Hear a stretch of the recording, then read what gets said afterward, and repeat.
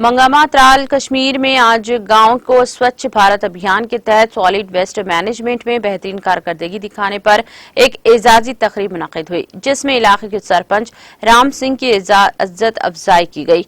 Programme में additional deputy commissioner Tral Sajid Naqqash, block development officer Tral Saima Ramzan, DDC member doctor हरबशक सिंह के अलावा आम लोगों ने शिरकत की।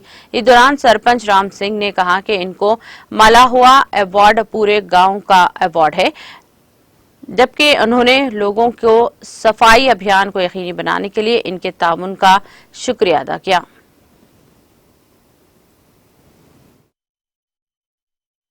जब से मैं सरपंच बना कम से कम तो मेरी कोशिश रही कि यहाँ पे गांव में हम अच्छी डेवलपमेंट करें, और ख़ासकर जो ये डस्ट वगैरह का प्रोग्राम था, गांव की सफाई का प्रोग्राम था, इसमें काफ़ी इंटरेस्ट ली मैंने। और यहाँ पे हमने कलेक्शन की, कलेक्शन करने के बाद गाड़ी का भी इंतज़ाम किया, वो भी हायर की अपने इस पे। तो कोशिश की कि ये स्कीम जो है कामयाब हो, और इंशाल्लाह वो कामयाब रही भी। तो मेरी मेहनत और इसको देखकर एडमिनिस्ट्रेशन मेरा साथ दिया।